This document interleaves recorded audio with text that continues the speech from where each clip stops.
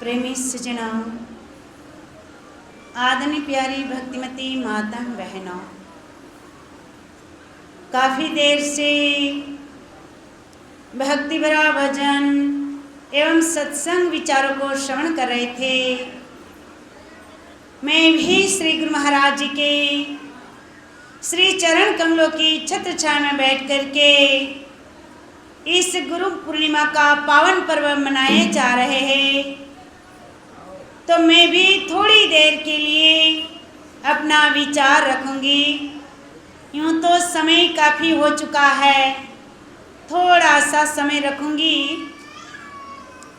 सज्जनों, यूँ तो गुरु महाराज जी की महिमा तो गाया ही नहीं जाता,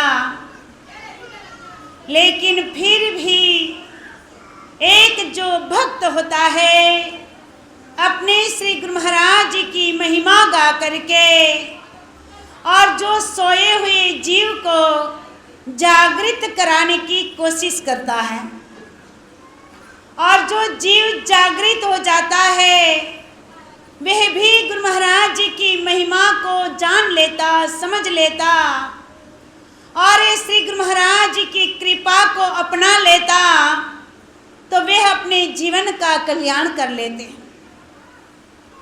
हम सब देख रहे हैं, यहाँ पर 1 नहीं, 4 नहीं, 8 नहीं, 10 नहीं, यहाँ पर कहते कि कई लोग यहाँ पर उपस्थित है, और इसी में ज्ञानी भी है, अज्ञानी भी है, और अज्ञानी के साथ साथ ही कहते कि जो अज्ञानी भी है वो काफ़ी दानी भी है।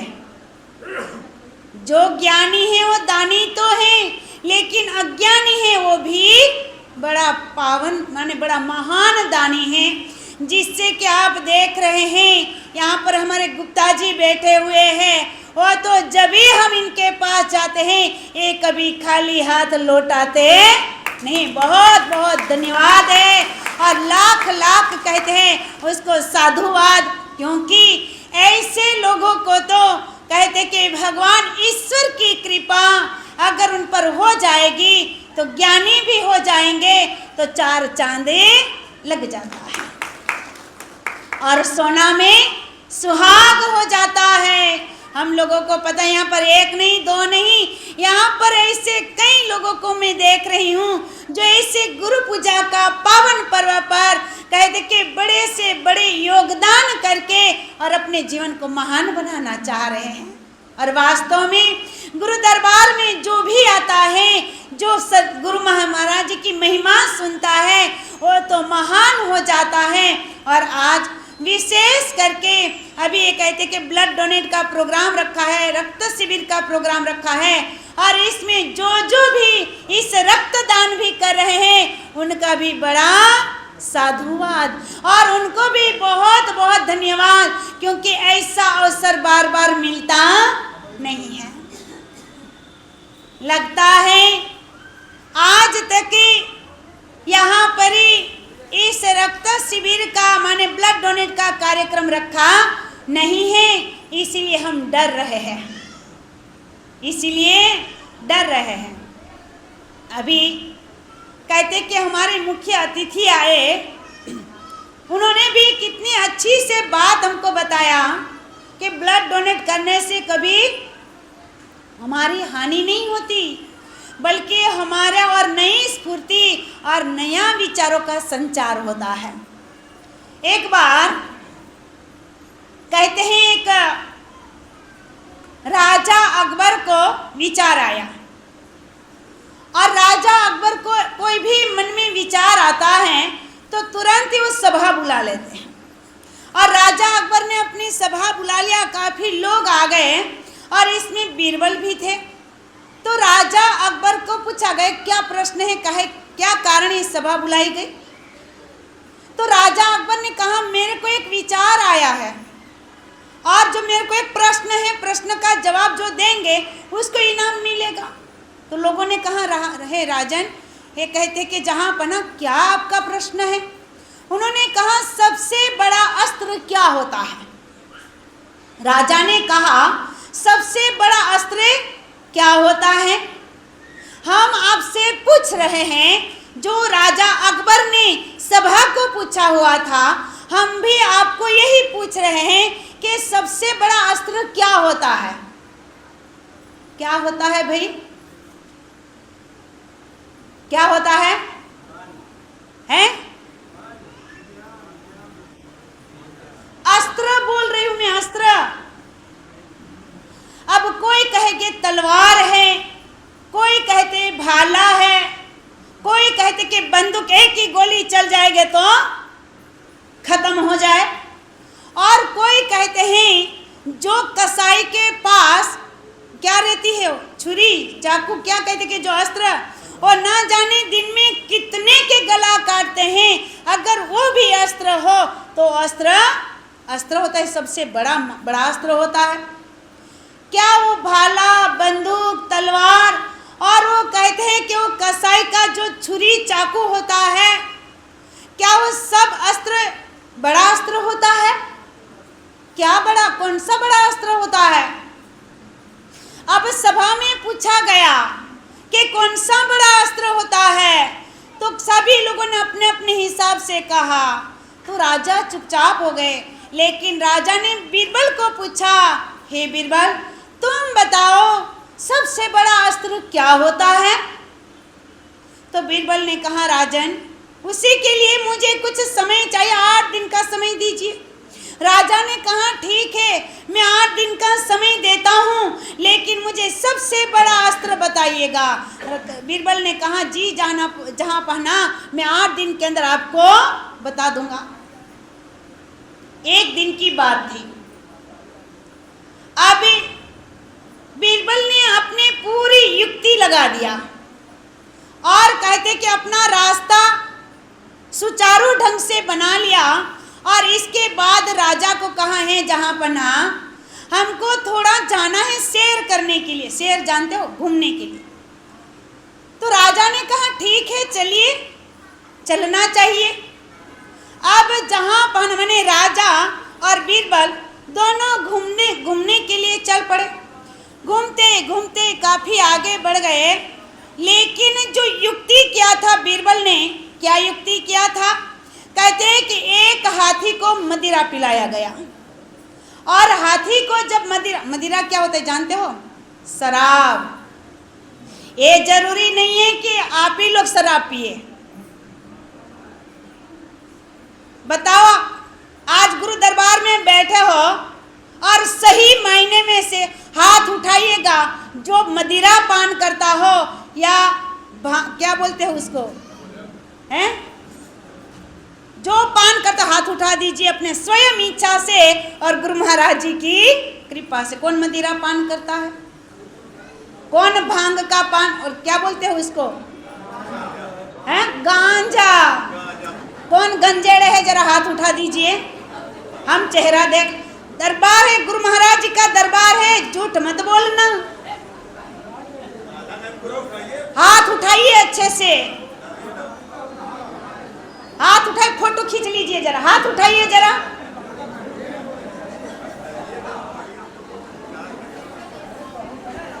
अब देखिए, कहते हैं एक हाथी को शराब पिलाया, और शराब पिला करके वो हाथी को नशा चढ़ गया, तो हाथी इधर उधर उधर उधर घूमने लग गया। अब जब वो घूमने लगा, कभी इधर दौड़ रहा है, कभी उधर दौड़ रहा है, और कभी उस पेड़ को उखाड़ रहा, फेंक रहा, हाथी है। अब चारों ओर कहते हैं कि वो चक्कर लगाने लग गया, बड़ा तूफान मचाने लग गया, और इधर से उधर होने लग गया। लोग कहते कि वहां पर जो भी वो भाग गए। उन्होंने कहा, ये क्या, हाथी पागल होता है? हाथी पागल, याद रखिएगा, हाथी पागल होता है, और जब सबसे पहला वार अपने ही महावत पर करता है, जो डेली उसके ऊपर बैठता है, जो डेली उसको खाना पीना करता है, देता है, उसी के ऊपर सबसे पहला वार करता है। और आज ये हाथी चारों ओर दौड़ रहा है, और दौड़ने के बाद ही अचानक ही कहते कि राजा अकबर और बीरबल वहां पर पहुंच आया। राजा ने देखा बीरबल ये क्या हो रहा है। बीरबल ने कहा राजन मुझे कुछ समझ में नहीं आ रहा। नहीं बताओ, ये देखिए हाथी इधर उधर जा रहा है। तो बीरबल ने कहा राजन लग रहा है इस हाथी को मदिरा पिलाया गया है। तो ये हाथी को कहते कि नशा चढ़ा हुआ है। तो बीरबल क्या करेंगे हमको तो जाना है, आगे रास्ता भी तो कोई है नहीं, यही रास्ता है, हमको जाना है, क्या करेंगे। बीरबल ने कहा राजन चिंता मत करे, मैं अभी कुछ युक्ति करता हूं। अब क्या किया, अब बीरबल ने अचानक वहां से कुत्ता निकला। अब वो कुत्ता को पकड़ा और पूंछ से ऐसे घुमाया और दे फेंका उस हाथी के मस्तक ऊपर। अगर हाथी के मस्तक ऊपर वो कुत्ता की चोट लगी तो हाथी ठीक हो गया। समझ में आ रहा, हाथी की जो अवस्था थी वो वापस लौट आई। तो राजा ने कहा बीरबल ये तुमने क्या किया। तो राजा ने बीरबल ने कहा हे राजने, बस यही आपका प्रश्न का उत्तर दिया। क्या किया, आपके प्रश्न का उत्तर दिया। क्या आपको समझ में आया प्रश्न का उत्तर क्या है। सबसे बड़ा अस्त्र क्या होता है, सबसे बड़ा अस्त्र क्या होता है, कुत्ता, ज्ञान नहीं। अभी भी रॉन्ग नंबर है, बताओ सबसे बड़ा अस्त्र क्या हुआ यहाँ पर। यहाँ पर कहाँ बीरबल को नाम था, न राजा को नाम था। राजा के पास भी नाम था नहीं था और बीरबल के पास भी नाम नहीं था, केवल बुद्धि थी बीरबल के पास और नहीं था। सबसे बड़ा क्या था, सबसे बड़ा अस्त्र क्या था यहाँ पर। अभी भी रॉन्ग नंबर। इतने सारे ज्ञानी सभा बैठी है और आपको समझ में नहीं आ रहा है। सजनों, सबसे बड़ा अस्त्र समय होता है। क्या होता है, समय। समय पर अचानक कुत्ता आया, बीरबल ने ले करके उठा करके हाथी के मस्तकों पर फेंका और कहते कि अगर कुत्ता नहीं आता तो क्या बीरबल के पास कितनी भी बुद्धि रहती, कितना भी ज्ञान रहता, क्या काम आता। समय ऊपर अगर जो कहते कि काम आ जाते हैं, माने समय ऊपर जो भी कार्य सही हो जाता है, यही सबसे बड़ा अस्त्र होता है। जान रहे हो, आज हमने ब्लड डोनेट का कार्यक्रम रखा है। अगर हम लोग सब इतने बड़े ज्ञानी हैं, ये समय है, ये समय बड़ा सुनहरा है। इसी के बाद ऐसा समय शायद मिले या ना मिले, अगर मिलेगा तो शायद इस जहां में हम हो या ना हो, इसका कोई भी भरोसा नहीं है। अगर आज समय का अस्त्र बना लोगे तो कभी भी हम लोग ठोकर खाएंगे नहीं। इसीलिए कहा जो मिला समय तुझको वह फिर नहीं आएगा। जो मिला समय तुझको वह फिर नहीं आएगा। दरिया का पानी यहाँ फिर हाथ न आएगा। दरिया का पानी यहाँ फिर हाथ न आएगा। नस्वरिया तन मेरा क्या इसका गुमान करे।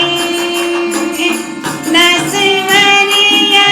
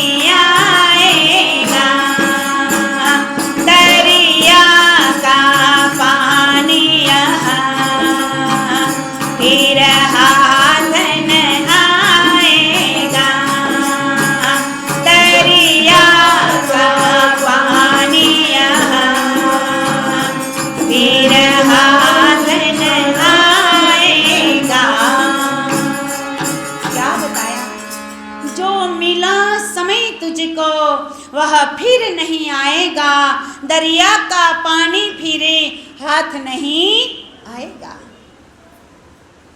नश्वर है तने तेरा, क्या इसका गुमान करे, जो करना सो आज कर ले, और क्या भरोसा है, जो करना है आज ही कर लेना चाहिए, और आज नहीं अब ही कर लेना चाहिए।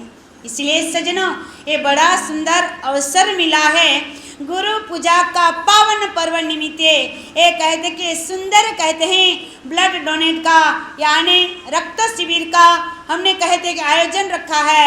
और इसमें अब हम पूजनीय बाई जी ने तो कह दिया, कहते कि जो सिख के जो गुरु हो गए उन्होंने तो 5-5 सर दे दिया, लोगों ने शिष्यों ने 5-5 सर दिया, और हम जो है एक ब्लड नहीं देंगे,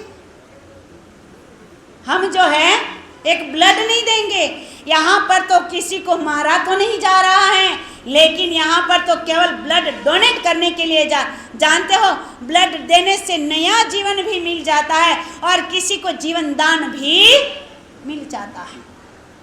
इसीलिए तो कहा है, कहते कि जगते जगते नेत्रदान, जगते जगते रक्तदान, और जाते जाते नेत्रदान। विचार कीजिए सजना, ये बहुत बड़ी बात है।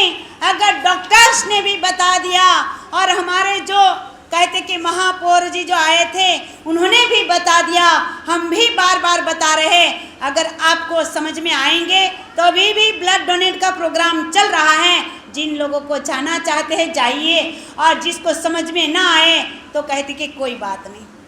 ठीक सजना, मेरा कहने का भावार्थ ये है, ये गुरु पूजा का पावन पर्व जो है, ये बड़े बड़े एक जगह पर नहीं, हर जगह पर गुरु महाराज जी का ये पावन पर्व मनाया जाता है। इससे पहला नहीं था, जब महाभारत का समय हुआ और कहते हैं कि उस समय में गुरु द्रोणाचार्य कौरवों और पांडवों को कहते कि शिक्षा अध्ययन करवा रहे थे। एक ज्ञान नहीं लेकिन शिक्षा अध्ययन करवा रहे थे। किसकी शिक्षा? बाण विद्या का अध्ययन करवा रहे थे। लेकिन द्रोण इसने विचार किया कि अगर काश एक ऐसा कहते कि पर्व हो जाए तो कितनी अच्छी बात है कि गुरु और शिष्य का मिलना हो जाए और गुरु महाराज की दरबार में आकर के और जो कहते कि पूजा अर्चना करना हो जाए, भोजन भंडारा मिल जाए और कहते कि गुरु महाराज जी की महिमा सुनने के लिए मिल जाए। इससे बढ़कर संसार में और हमारे जीवन में रखा क्या है। तो देखिए वेद व्यास जी ने इस सारी चीजों को थोड़ा सा समझ लिया और वेद व्यास जी ने एक गुरु पूजा का कहते के पर्व निकाला और इसको व्यास पूजा भी कहते हैं। जो वेद व्यास जी के नाम से व्यास कहा जाता है तो इसको व्यास पूजा भी कहा जाता है। कितना बड़ा पर्व है जो गुरु और शिष्य को मिलना एक कोई साधारण पर्व नहीं, यानी आत्मा और परमात्मा का मिलने का पर्व है। इसलिए गुरु और शिष्य का पर्व कोई साधारण पर्व नहीं है। और आज हम इस गुरु पूजा का पावन पर्व मनाने के लिए आज दरबार में उपस्थित है। कई लोगों हमको फोन आया है और कई लोगों हमको बता करके भी गए, भाई जी हमको कहते कि यहाँ पर पहुँच गए। कहाँ? जहाँ हमारे गुरु महाराज जी सतलोक का जानते हो? सतलोक का अर्थ जानते हैं? उनका दो नाम है, एक तो सतलोक है और दूसरा मुरादनगर है। जो सतलोक में जाते हैं और इनकी मुरादें पूरी ना हो तो सतलोक किस काम का, वो मुरादनगर किस काम का। और आज सतलोक के अंदर श्री गुरु महाराज जी सबको भी दर्शन दे करके और सब लोग दर्शन पा करके धन्य और कृतार्थ होते होंगे, पूरे दिव्य परिवार का। और कल से हमको कई बार फोन आ गए, भाई जी इतने बारिश से कि बाहर नहीं जाना हो रहा है। अरे हमको बड़ी भूख लगी है लेकिन भंडारा तक भी नहीं जा पा रहे। हमने कहा कोई बात नहीं बाबा जी, यहाँ पर बड़ा गर्म हो रहे थे, वहाँ पर आराम से ठंडे होते रहिए, बारिश में भाई जी क्या करे, कांप रहे, कंपारी आ रही, इतने ठंडे हो गए, अब तो गर्म होने की आवश्यकता है। हमने कहा फिर आकर के गर्म हो जाओगे, लेकिन वहाँ का आनंद अवश्य लीजिए। तो देखिए अब एक भैया जी आकर के कहने लगते कि भाई जी महाराज जी ने इतनी बड़ी सुंदर पगड़ी पहनी थी, लाल कलर की और अंदर पीला कलर भी था, इतनी सुंदर पगड़ी पहनी थी। हमने सोचा काश हम भी वहां पर होते तो हम भी देख लेते, लेकिन कोई बात नहीं, गुरु महाराज जी की आज्ञा के अंदर ही हमारा कल्याण है। और कहते हैं यहाँ पर हम भी गुरु पूजा का पावन पर्व मना रहे हैं। आप ये मत सोचिए, साक्षात विराजमान है गुरु महाराज जी यहाँ पर, सतलोक में तो है लेकिन यहाँ पर ही है। इसका एक बात बताना चाहूँगी। हम कहते कि महाराष्ट्र में खामगांव में कहते कि इस प्रचार क्षेत्र में थे, और वहाँ पर हम कहते कि ऐसे सत्संग हो रहा था, तो एक मैया एकदम बुढ़िया, माने कम से कम 70 साल की मैया थी, और वहाँ पर मुझे आकर के कहने लगते कि भाई जी एक बात बताओ। मैंने कहा क्या हुआ मैया? उन्होंने कहा भाई जी अभी गुरु महाराज जी पता है स्टेज में बैठे हैं, लेकिन अब मुझे, मैं यहाँ पर जो सत्संग में बैठी थी तो मुझे यहाँ पर दिखाई पड़ा। मैंने कहा क्या दिखा? कहते कि भाई जी महाराज जी ने इतना सफेद छक कुर्ता पहना है और सिर में पगड़ी बांधी है, और कहते कि इतने सुंदर दिख रहे हैं, और कहते कि आसपास में प्रकाश ही प्रकाश दिख रहा है। भाई जी आप अगर कोई प्रेमी वहाँ पर गए हो तो आप फोन करके पूछ लीजिए क्या गुरु महाराज जी ने इस कहते कि सफेद कलर का कहते कि कुर्ता पायजामा पहना है। मैंने कहा मैया ये तो अभी नहीं, बाद में बताऊंगी, कहते कि फ़ोन के द्वारा ही पूछ लूँगी, और या तो आज तो यूट्यूब में आ जाता है और मोबाइलों में आ जाता है, पता ही चल जाता है। तो देखा और सचमुच में वो मैया कहते कि आश्रम में बैठ करके ध्यान लगाया तो उसको यहाँ पर ही गुरु महाराज जी का दर्शन हो गया, जो आश्रम में बैठ कर। विचार कीजिए, तो क्या गुरु महाराज जी यहाँ पर नहीं है? अरे वहाँ पर गुरु महाराज जी सतलोक के अंदर गुरु पूजा का पावन पर्व मना रहे हैं, लेकिन हम लोगों को पता होगा गुरु महाराज जी की स्टेज ऊपर आकर के अपना कहते कि नेत्र बंद कर देते हैं। क्यों बंद करते हैं? हर जगह पर जहाँ जहाँ उसके भक्त शिष्य कहते कि आकर के गुरु पूजा का पावन पर्व मनाते हैं, गुरु महाराज जी वहाँ पर कहते कि चक्कर लगाते हैं और सबको अभय दान देते हैं। भगवान की जय। क्या देते हैं? सबको कहते कि जो चाहिए ये मुरादें पूरी करवाते हैं। तो विचार कीजिए, अगर हम लोग डेली गाते हैं क्या, ध्यान मूलम, ध्यान मूलम, सभी लोग बोलिए ध्यान मूलम। किसका ध्यान करना है? करते हैं, बहुत बहुत धन्यवाद। और पूजा मूलम, तो गुरु महाराज जी की पादुका का पूजा हुआ करती है। और आज दरबार में आए हो, इतनी सुंदर यहाँ पर पादुका सजी है, सब आप लोगों ने अपने भावना का पुष्प चढ़ाया है, ये प्रेम का फूल चढ़ाया है, और गुरु महाराज की पादुका की कहते कि पूजा किया है। और कहते हैं मंत्र मूलम, कौन सा वाक्य याद रखना है?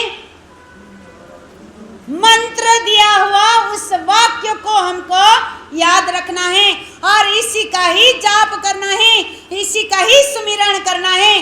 जो नाम दिया है, इस नाम का वाक्य, नाम को ही वाक्य का है, इस नाम का ही सुमिरन किया करना है, इस नाम को ही जपना है। और मोक्ष मूलम, जब कहते कि गुरु महाराज जी की कृपा हो जाएगी तो आपको मोक्ष कहीं ढूंढने के लिए जाने की आवश्यकता नहीं है। गुरु महाराज जी की कृपा हो जाएगी तो मोक्ष तो आपके घर बैठा ही प्राप्त हो जाएगा। क्योंकि आज जो 3 लोक के स्वामी जो गुरु महाराज जी है, ये हम सबको मोक्ष प्रदान करने के लिए तो आए हैं, लेकिन हम इसके काबिल तो बनना चाहिए। अगर जो व्यक्ति इस ज्ञान को प्राप्त करके, आत्म ज्ञान को प्राप्त करके ध्यान साधना, सेवा, सत्संग और सुमिरन दर्शन स्पर्शन नहीं करता है, वो आत्मिक स्तर पर वो सदा के लिए धोखा ही धोखा खाता है। बात समझ में आई? अगर जो ये चीज नहीं करता है, कहते कि सेवा सत्संग सुमिरन भजन साधना और जो गुरु महाराज जी का दर्शन स्पर्शन जो व्यक्ति नहीं करता है, या आत्मिक स्तर पर ही वो सदैव धोखा ही धोखा खाता है। सजनाओ, इस संसार में जो आज इस कलिकाल के अंदर जो गुरु महाराज जी इतनी दया के सागर बन करके अवतार लेकर के आए हैं, आज तक ऐसा न कभी युग आया है और ऐसी भगवान ने कभी दया नहीं किया है जो आज की दया के है। आज इतने दया किया है, इतनी कृपा लुटा रहे हैं। मुझे बताइए, कोई भगवान को खोजने के लिए जाता है और कोई भगवान खोज करके अपने चरणों में लगाते हैं, होता है ना? कोई भगवान को खोजता है और किसी को भगवान खोज करके अपने चरणों में लगाते हैं। बताओ, हमने भगवान को गुरु महाराज जी को खोजा है कि गुरु महाराज जी ने हमको खोज करके अपने चरणों में लगाया है? महाराज जी ने खोज करके अपने चरणों में लगाया है।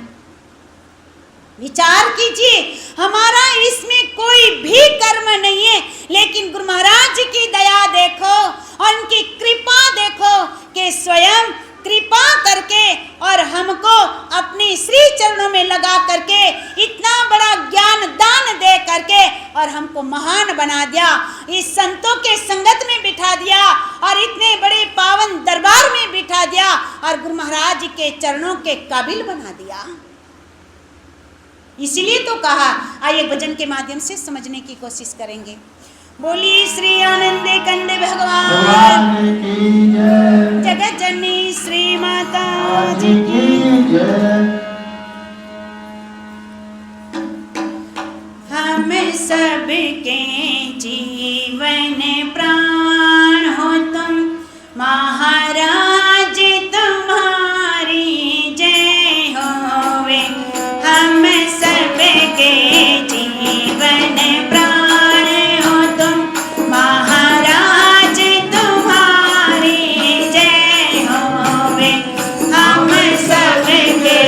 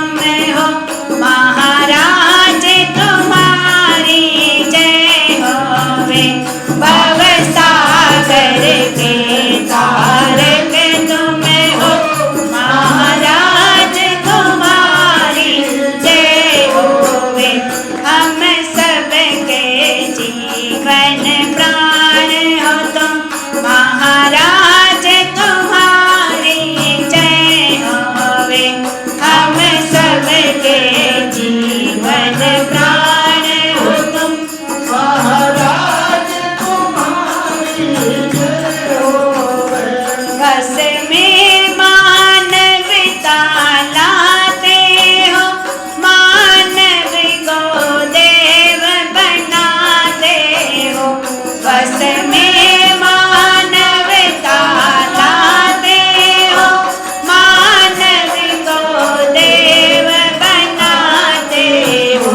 सुभगति सुमति सिखाते हो, महाराज तुम्हारी जय होवे। सुभगति सुमति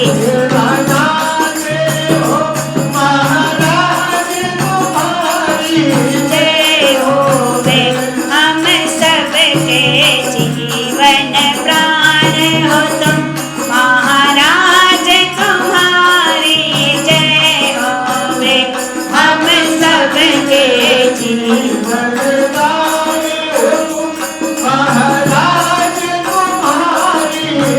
इसीलिए मेरे तन सब तुझ में खो जाए, अंतर का मेल सब धुल जाए। मेरे तन सब तुझ में खो जाए, अंतर का मेल सब धुल जाए। जीवन अमृतमय बन जाए, महाराज तुम्हारी जय होवे। जीवन अमृतमय बन जाए, महाराज तुम्हारी जय होवे। हम सबके जीवन प्राण हो तुम, महाराज तुम्हारी जय होवे। हम सबके जीवन प्राण हो तुम, महाराज तुम्हारी जय होवे। सब भक्तों के भगवान हो तुम, महाराज तुम्हारी जय होवे। सब भक्तों के भगवान हो तुम, महाराज तुम्हारी जय होवे। महाराज तुम्हारी जय होवे, महाराज तुम्हारी जय होवे। बोली श्री आनंद कंद भगवान की। हम सबके प्राणों का आधार तो वही तो है, और हमारे जीवन का आधार भी तो वही तो है। हमारे प्राणों का संचार करने वाले, हमारे प्राणों का दान देने वाले, हमारे प्राणों की शक्ति जनाने वाले केवल यही सद्गुरु है। संसार में हमारे प्राणों को जनाने वाला संसार में और कोई प्रकट हुआ नहीं। विचार कीजिए, इसलिए हम भक्तों के भगवान हो। अगर प्रभु आप हमसे प्राण भी मांग लोगे तो हम प्राण देने के लिए भी तैयार है। ये खून तो क्या है, ये धन तो क्या है, ये संपत्ति तो क्या है, ये तो सारा नश्वर है। लेकिन अगर प्राण भी लेना चाहे तो हमको बड़ा कोई भी झिझक नहीं है। हे गुरुदेव, आपके लिए तो हमने जीवन कहते कि प्राप्त धारण किया है। चाहे जो भी मांगे हम कहते कि देने के तैयार हो जाना चाहिए। हम लोगों को पता होगा राजा रघु को भी कहते कि 14 करोड़ कहते कि संपत्ति मांगी थी। 14 करोड़ की संपत्ति गुरु महाराज जी का आदेश आया था। राजा रघु के पास कुछ भी नहीं था, लेकिन राजा रघु ने कहा चिंता मत करो, मैं अवश्य दूंगा। और कहते हैं राजा रघु ने कहते कि ऐसे भगवान से प्रार्थना किया, यानी अपने शक्ति का बल का प्राप्त माने उपयोग किया। और राजा रघु ने कहते हैं 14 करोड़ संपत्ति और कहते कि गुरु महाराज जी के कहते कि दरबार में उपस्थित करवा दिया। विचार कीजिए, लेकिन जो भक्त होता है उनको समझाने की आवश्यकता नहीं होता है। जो भक्त होता है वो सोच समझ करके ही जिसने ज्ञान ले लिया, अगर कम समझदारी होती है, और जिसने ज्ञान ले लिया वो तो पूर्ण समझदारी को प्राप्त कर लिया होता है। व्यक्ति पूर्ण नहीं बन सकता है, लेकिन समझदारी तो बना सकता है, और समझदारी तो कहते कि प्राप्त कर सकता है। जो ज्ञान की प्राप्ति हो गई, विवेक जागृत हो गया, यही तो हमारी समझदारी है। इसीलिए हम लोग बड़े भाग्यशाली है। एक गुरु दरबार के अंदर गुरु महाराज जी के पावन कहते कि ये पूर्णिमा का, गुरु पूर्णिमा का पावन पर्व मनाने के लिए उपस्थित हैं। हम सबको यही प्रार्थना करना चाहते हैं, यही बताना चाहते हैं, हम लोग वाकई में बड़े भाग्यशाली है कि चाहे जो व्यक्ति गुरु पूजा के दिन ही क्यों ना आए, लेकिन वे भी गुरु महाराज जी का शिष्य ही कहलाएगा। जो डेली आते थे, इसकी तो बात ही क्या है। जो डेली सत्संग सेवा सुमिरन करता है, इसकी तो बात ही क्या है। लेकिन केवल गुरु पूजा के दिन भी अगर गुरु महाराज जी को याद करके जो गुरु दरबार में भी आ जाता है, तो उनका भी कल्याण ही कल्याण हो जाता है। इसीलिए वाकई में हम बड़े भाग्यशाली हैं। आज आप देख रहे हैं जहाँ पर तस्वीर लगी है, गुरु महाराज जी ने जिस दिन यहाँ पर जो कहते हैं उद्घाटन किया था, लोकार्पण किया, माने आश्रम का जब लोकार्पण किया, उद्घाटन किया था, ये तस्वीर हमने यहाँ पर लगाई। आप ये मत सोचिएगा कि स्वयं बाई जी आई इसीलिए लगाई, हम तो इसमें आना ही नहीं चाह रहे थे, लेकिन वो तस्वीर में कहते कि हम हट नहीं रहे थे, यही तस्वीर बनी। लेकिन एक गुरु महाराज जी यहाँ पर आकर के हमारे आश्रम का उद्घाटन कर रहे हैं, और आप लोग जानते हैं वो आश्रम का उद्घाटन हमारे श्री पूजनीय कहते कि आयन जी महाराज जी के हाथ से हुआ है। और आयन जी महाराज उस दिन गणेश चतुर्थी भी थी, और आयन जी को साक्षात गणेश जी का स्वरूप माना जाता है। और आप समझ लीजिए एक गणेश महाराज यहाँ पर पधार करके आपके आश्रम का उद्घाटन किया, साथ में सदगुरु महाराज के साथ में, और माता जी के साथ में, विभूत सुए जी और मोहिना माता जी के साथ में। और हम लोग देख रहे थे फोटो, तो भैया जी आ गए, उमेश भैया आ गए, कहते कि भाई जी क्या परीक्षण निरीक्षण कर रहे हैं। हमने कहा भैया थोड़ा सा परीक्षण। बोले क्या कर रहे हैं? तो एक वहाँ पर तस्वीर लगाई है उस साइड में। हमने सोचा जिस कहते हैं आयन जी महाराज जी ने अगर कहते कि आश्रम का उद्घाटन किया, तो उसकी पहली तस्वीर भी होना चाहिए जब वो जीना पर चढ़ रहे थे। जानते हो 7वें जीने पर चढ़े हैं और फोटो खींचा गया है। अब ये 7वें जीने का अर्थ समझ रहे हो? यूं तो बाई जी ने इतना आश्रम बनाए, 13 जीना बनाया है। 13 जीना क्या होता है? जीना माने सीढ़ी। ये 13 सीढ़ी बनाई है। बाई जी ने बड़ा सोच समझ करके ये आश्रम बनाया है। तो आप ये आश्रम में जो आज बैठे हो ना, कोई साधारण जगह नहीं है, कोई साधारण चीज नहीं है।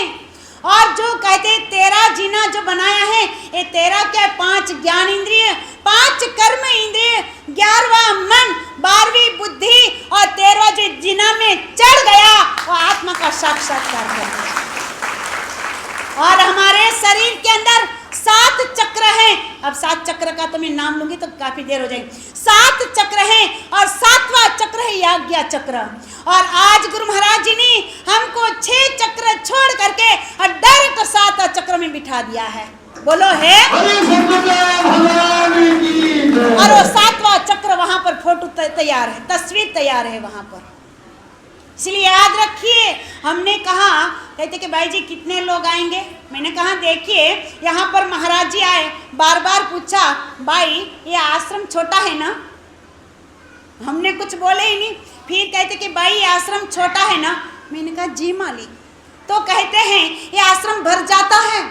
मैंने कहा जी मालिक, रविवार को आते हैं लोग, इतना भर जाता है? मैंने कहा नहीं मालिक, रविवार को तो नहीं भरता, सत्संग होता तभी तो नहीं भरता, लेकिन गुरु पूजा है, जन्मदिन है, ऐसा दिन तो हॉल में आता नहीं, बाहर हो जाते हैं। तुम्हारे भैया कहने लगते कि भंडारा कैसे बनाए? मैंने कहा देखिए ये फुल पब्लिक आएंगे, आज नहीं, लेकिन जब तक ये आश्रम रहेंगे, जब तक यहाँ पर गुरु पूजा होगी, जन्मदिन मनाया जाएगा, तो ये हॉल के बाहर ही पब्लिक रहेगी। जानते हो क्यों? क्योंकि गुरु महाराज जी का आशीर्वाद मैं नहीं कह रही हूँ, मैं तो चीजों का अनुभव कर रही हूँ। और सचमुच में और यहाँ पर जो भी व्यक्ति आता है एक गुरु महाराज जी का दीवाना बन करके जाएगा, गुरु महाराज जी का दीवाना, क्योंकि गुरु महाराज जी का ज्ञान ही ऐसा है। और आश्रम एक ऐसी चीज होती है, साक्षात गुरु महाराज जी ने कहा, अरे भैया, हे महात्माओं, तुम क्या जानोगे, ये जो दरबार है, ये जो आश्रम है, ये साक्षात स्वर्ग है और कहीं स्वर्ग ही नहीं। सज्जनों, विचार कीजिए, अगर स्वर्ग का आनंद लेना है ना, तो आप यहाँ पर आकर के ध्यान में बैठ करके सत्संग सुन करके आरती पूजा करके और स्वर्ग का आनंद लीजिए। अब बताइए, यहाँ पर एकदम सन्नाटा नहीं, माने एकदम शांति लगी है। देखिए कितनी शांति है। अगर एक टाँच पिन भी गिरेगी, किल भी गिरेगी तो आवाज आएगी। तो ये शांति नहीं तो क्या है? ये शांति नहीं तो क्या है? तो ये शांति के दरबार में आकर के अगर शांति ही नहीं पाओगे तो क्या मतलब रहेगा। इसीलिए सजनों, हम लोग वाकई में बड़े भाग्यशाली हैं कि गुरु महाराज की कितनी बड़ी कृपा, कितनी बड़ी असीम दया है। और दया के माध्यम से देखिए, हमने महापौर को इनवाइट किया, वो भी अपना अनमोल समय, जानते उनके पास समय नहीं रहता, बिल्कुल समय नहीं रहता, लेकिन वो समय निकाल करके और हमारे सामने आए, कितनी बड़ी बात है। एक गुरु महाराज जी की कृपा है, एक गुरु महाराज जी का नाम सुन करके दौड़ करके व्यक्ति आ जाता है। विचार कीजिए। और उन्होंने अपनी मुखारबिंद से कहा कि मुझे आधा घंटा तक इस सतपाल जी महाराज के सामने बैठने का मौका मिला और मुझे बड़ा कहते कि धन्य हो गया। बोले ना आपके सामने। तो विचार कीजिए, हम भक्त हैं तो हमको गुरु महाराज जी का सानिध्य नहीं मिल रहा है, बोलो हाँ या ना है? और इन लोगों को गुरु महाराज जी का सानिध्य प्राप्त हो रहा, तो विचार कीजिए। लेकिन हमको गुरु महाराज जी का सानिध्य अगर शरीर से नहीं लेकिन आत्मीय के अंदर से बिल्कुल कहते हैं सानिध्य प्राप्त करना चाहिए। इसलिए खूब सेवा, सत्संग, भजन, सुमिरन करिए और अपनी आत्मा का अवश्य कल्याण करके अपना जीवन को सफल और सार्थक करिए। और अभी हम लोगों को पता होगा काफ़ी आगे प्रोग्राम्स भी है। और जिन लोगों को अभी तो कहते कि गुरु पूजा का पावन पर्व मुरादनगर सतलोक में मनाया जा रहा, लेकिन विशेष रूप में कहते कि अमृता माता जी, मैंने पूजनीय माता जी ने भी विशेष रूप से सबको निमंत्रण दिया है। जो गुरु महाराज जी का 75वां पावन जन्मदिन कहते कि बड़े धामधूम से हरिद्वार में मनाया जा रहा। 3 महीने के पहले से तैयारियां चल रहा है, वहाँ पर 3 महीने से तैयारियां चल रहा है और बड़े धामधूम से कहते हैं कि गुरु महाराज जी का पावन जन्मोत्सव मनाया जा रहा है। जिन लोगों को हरिद्वार गुरु महाराज जी का पावन जन्मोत्सव में जाना चाहते हैं तो अभी से टिकट बना करके 20-21 सितंबर 2 दिवसीय गुरु महाराज जी का पावन जन्मोत्सव मनाया जा रहा है। तो वहाँ पर जा कर के भी अपना जीवन को धन्य और कृतार्थ करें। और हम भी यहाँ पर जब जाएंगे हरिद्वार, हमको भी जाना है। हरिद्वार जाने के पहले यहाँ पर गुरु महाराज जी का पावन जन्मोत्सव मनाया जाएगा और आपको संदेशा दिया जाएगा। और हमारे भैया जी ने कहा कि भाई जी, जिस दिन महाराज जी यहाँ पर आश्रम का उद्घाटन किया उसी दिन भी प्रोग्राम यहाँ पर होना चाहिए। हमने कहा सबसे अच्छी बड़ी बात है, जो आपकी भावना को क्यों हम इनकार करें।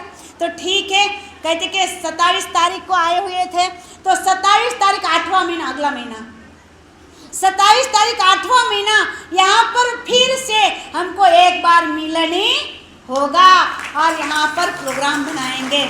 और कहते हैं ऐसे अगर कोई भी जो प्रोग्राम होगा सबको बताया जाएगा, सूचना मिल जाएगी। और एक सूचना मिलते ही और बाकी जिन लोगों को नहीं मिला है उनको भी सूचना देने का, माने इस प्रोग्राम को कहते कि सूचना देने का आप बिल्कुल कोशिश करें। आप जपे वरों को जपावे, नानक निश्चय मुक्ति पाए। और जो भी अपन लोग आश्रम में आते हैं और आश्रम में जो आते हैं ये स्वच्छता परिपूर्ण तरह से रखिए। स्वच्छ माने आप लोग जो कहते कि अगर कहीं थूकना नहीं, कहीं जूता चप्पल कहते कि उतारना नहीं, कहीं अगर आप कहते कि जो कुछ खाते हो इस वेफर्स कहाँ डालना नहीं है, बिस्किट खाते बिस्किट का कागज नहीं डालना, कहते कि डस्टबिन में जा कर के ही डालिएगा। जहाँ कहते कि कचरा पेटी होती है वहाँ पर जा कर के डालिएगा। और आराम से भोजन भंडार, लेट जरूर हुआ है लेकिन भोजन के अंदर आपको कमी नहीं मिलेगी। इतने अच्छा भंडारा बनाया है, खूब आपका ही दिया हुआ और आपको ही कहते कि भोजन प्राप्त करना है। तो बड़े भर पेट खाए, शाम को मत खाइएगा, और अभी तक नहीं खाया होगा तो शाम को भी मत खाइएगा। भर पेट, फुल पेट भंडारा पाइएगा और अपने जीवन को सफल और सार्थक कीजिएगा। सामने बुक स्टॉल लगा है, खूब सुंदर सुंदर दवाई भी है, पुस्तक भी हैं, और वो भी लेकर के चाहिएगा। बोली श्री आनंदे कंदे भगवान